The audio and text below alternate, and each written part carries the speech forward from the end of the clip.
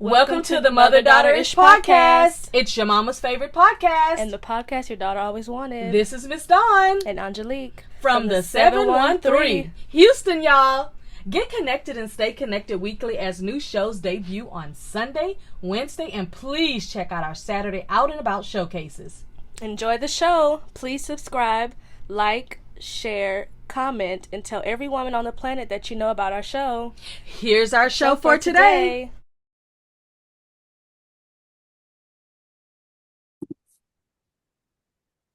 Hey, mothers and daughters, I have another wonderful lady to introduce you to today. Her name is Jo, and she is my guest, and I am so excited because I'm telling you, every single time I've done one of these interviews, I learn so much. So, Miss Jo, I am so excited to see what I'm going to learn today. I want to know all about what you want to share. So, introduce yourself. Tell us where you're originally from and where you are now. So I am, excuse me, I'm British. I'm originally from a small village near Manchester, and I'm currently in Japan, about an hour north of Tokyo. An hour north. Okay, so it's an hour from Tokyo. Okay, that's awesome. So what made you make the move to Japan, and how did you choose this location that you're actually in right now? So I went to college and then spent a year in Italy and then went back to university. After university, I spent a year in Israel, came back to the UK, couldn't get a job in the industry I was looking at, and saw an ad for teaching English in Japan. Thought, Japan, never been there. So I thought, well, I'll go there for a year. You know, I've already done a year in two other places. So I ended up in the north of Japan, not far from where the tsunami hit. Oh, yeah. For anyone trying to visualize. So this was back in 98. So I've been here a long time. Yeah. Spent 2 years there, met my husband-to-be. We then went to South America for a year, traveled around and worked in Ecuador, Bolivia, and Peru. Came back, and he's from Wakayama, which is near Osaka. Okay. In the south. But we thought it'd be easier for both of us to get jobs if we were closer to Tokyo. Tokyo is very expensive to live in, or it especially was back then. So we settled on Saitama, which is kind of like a bed town, sort of commuter. Okay. So so most of your moves have been kind of around finding particular work that you were looking for? No, looking for adventure. Okay. Initially, I wasn't ready to settle down. I love travel. I just really wanted to see what else was out there. Yeah. And growing up in a tiny village, there wasn't a lot in the village, let's say.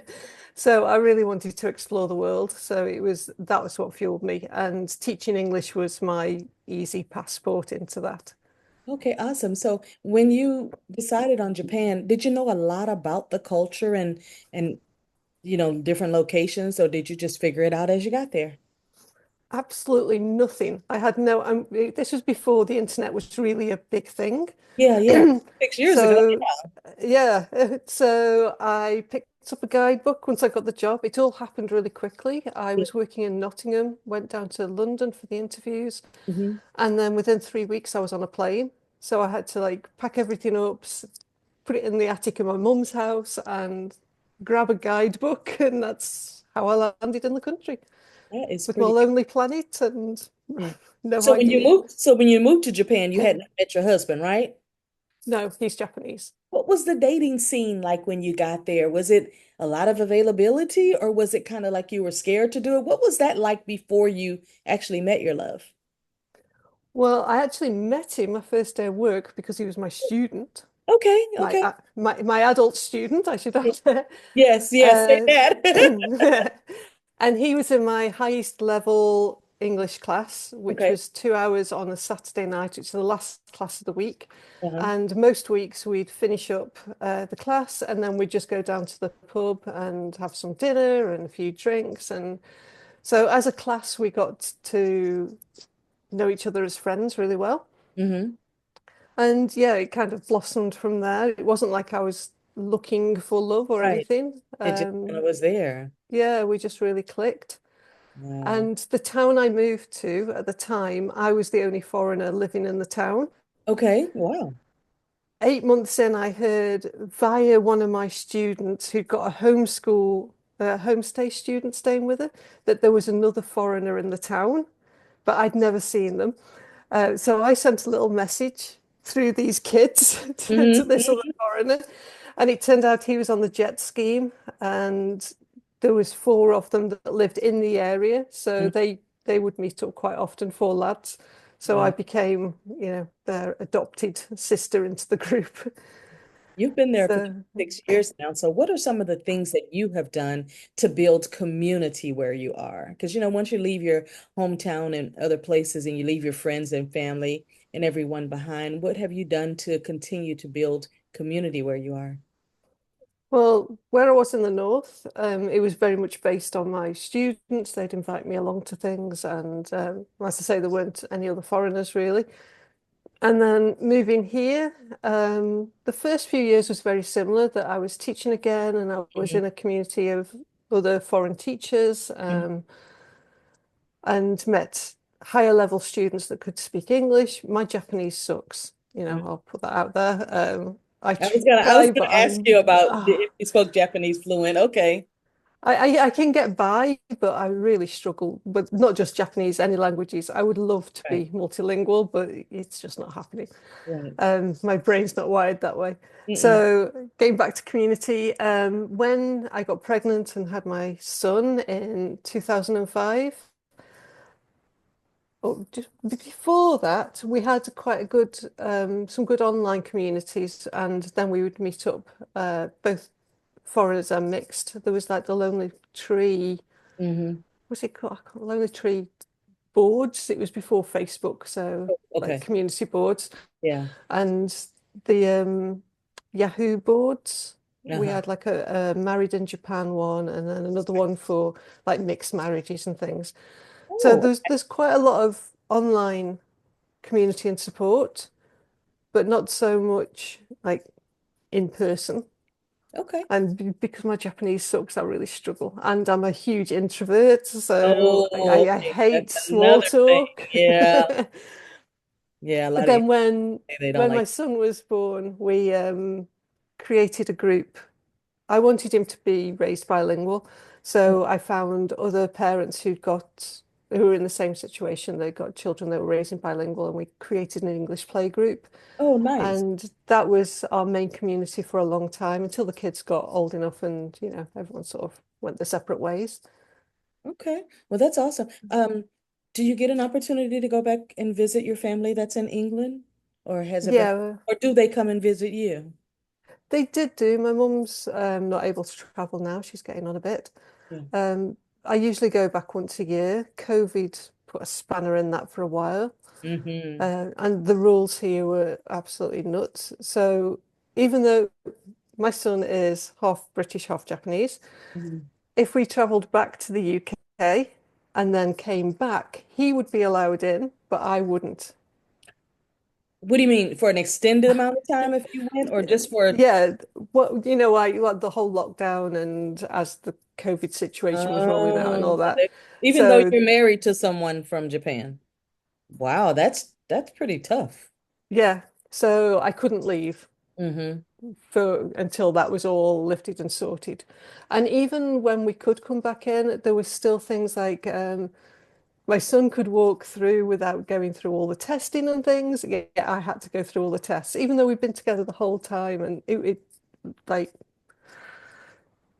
people say, Japan's not racist, but it definitely is. Wow. They maybe just don't get to see it. Right, right. Uh, but there's a lot of good things too. So When's the last time you've been back to England?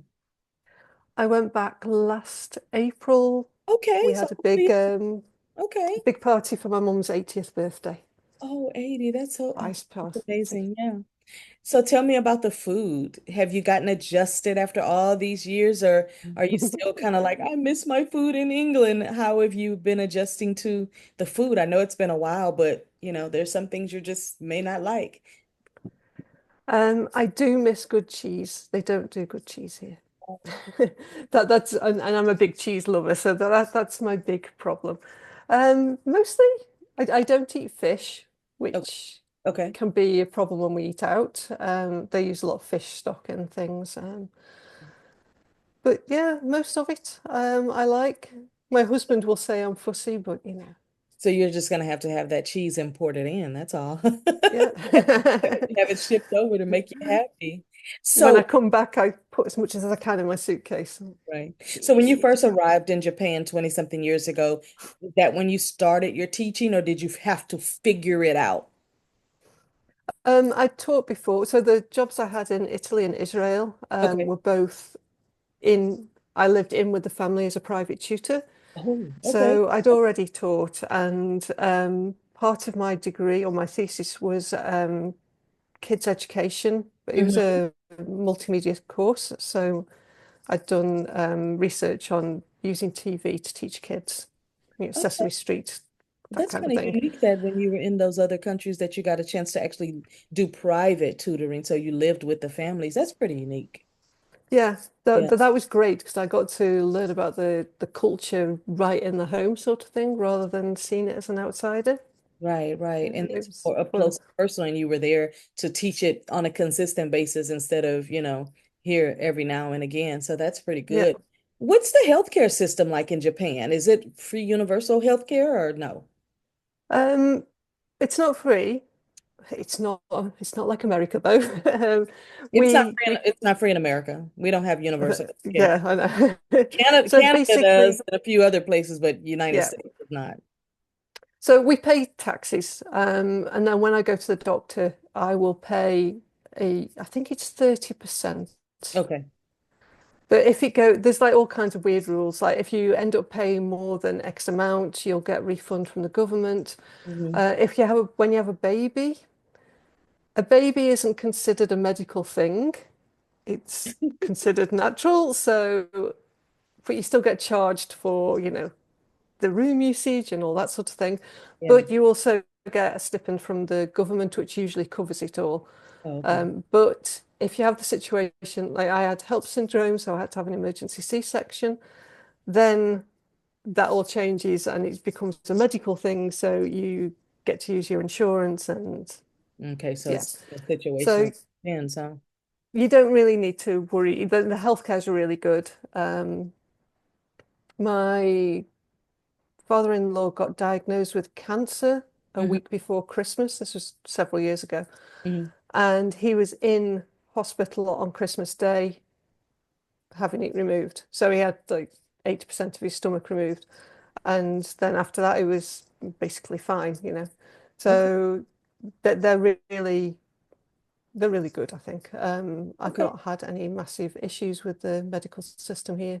That's really good. Um, Well, what would you say is the number one thing that has kept you in Japan and that you love Japan and that's where home is now? What has kept you in Japan?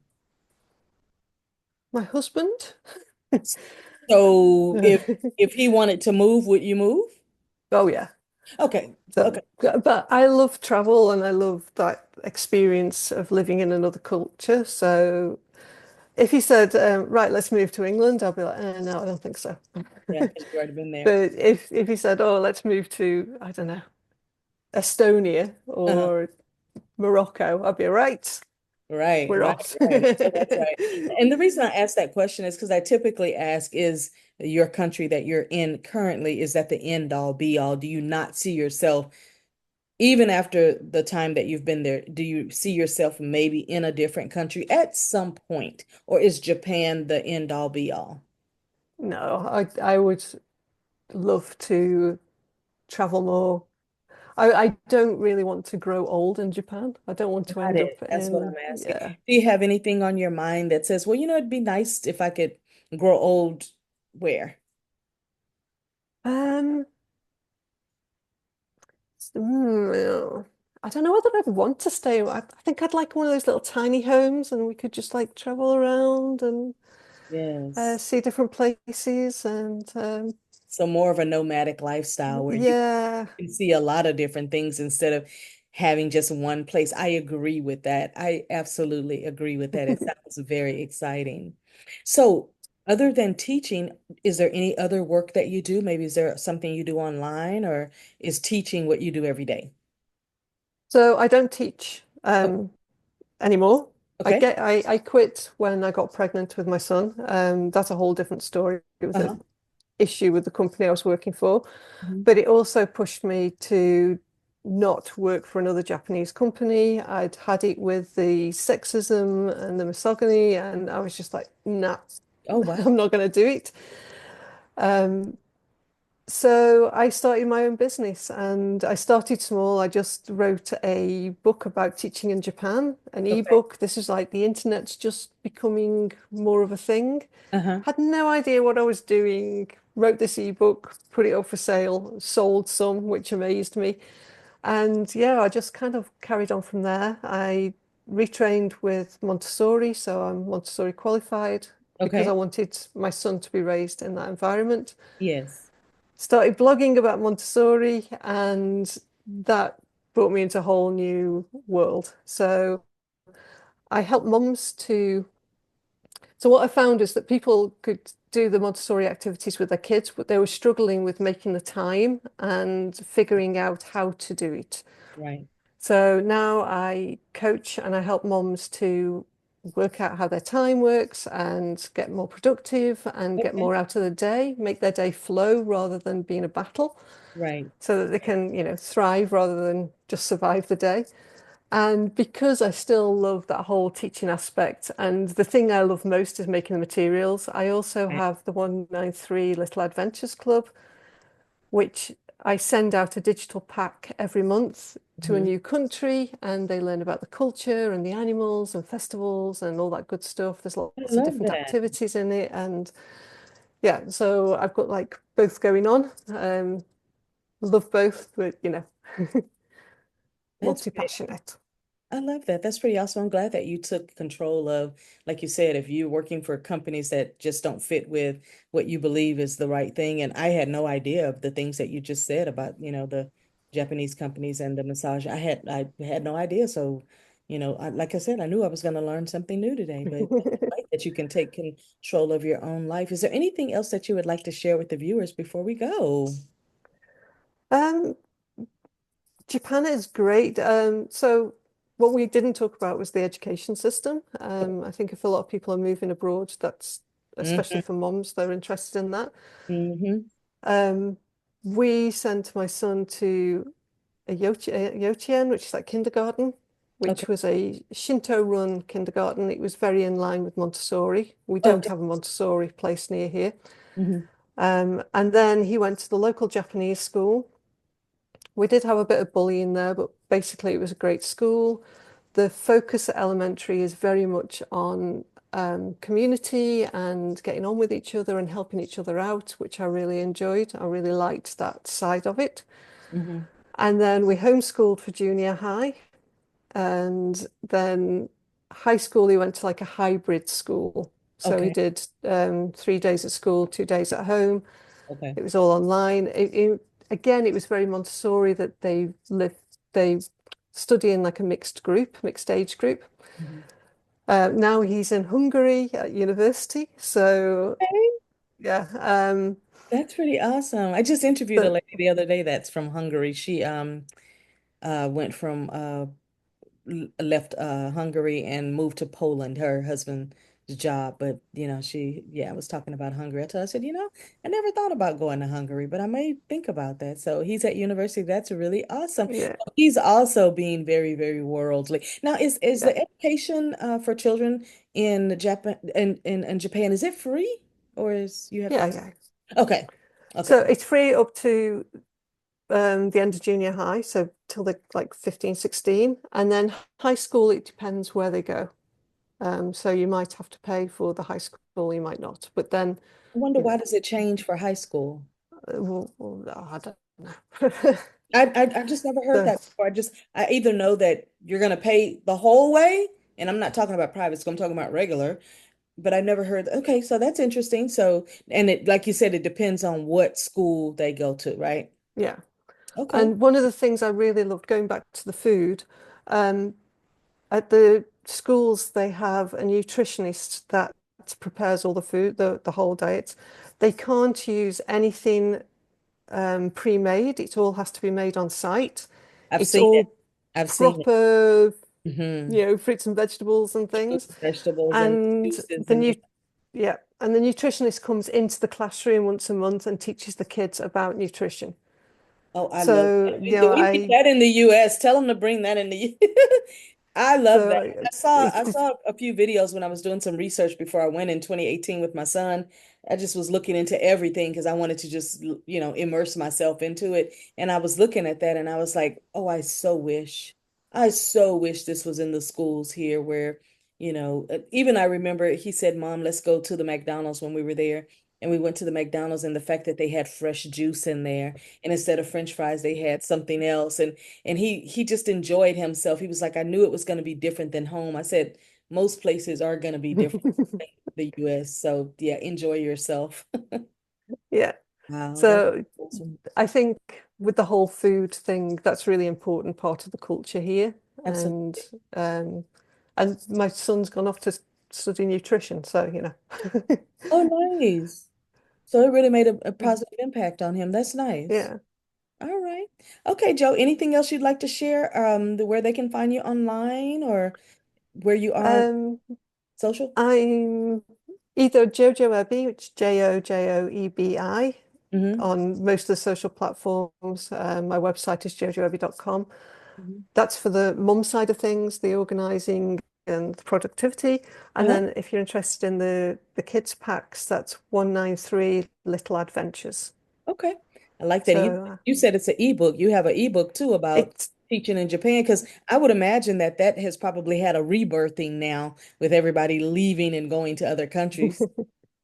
I had to pull it down because several years after, Hmm. there was like the big four companies that did teaching in Japan. There was massive scandals, they were closed, and the whole situation changed. And I had left the teaching world here, Yeah, so I just pulled the book down yeah, because it absolutely. wasn't, and I hadn't got the interest to rewrite it. I do have another book about teaching Montessori at home, though, Oh, and okay. that's on Amazon. And what tell me the name of it again? Montessori inspired activities for preschoolers. Oh, I like that. That's very specific. I like that. We have a lot of Montessori schools around here, so I love it. I'm in Houston, Texas, by the way. Oh, right. So a long way away. All right, Miss Joe, thank you so much for being my guest today, and I have appreciated learning from you, and I appreciate you giving me your time today. Thank you so much for having me. All right, bye-bye. Bye.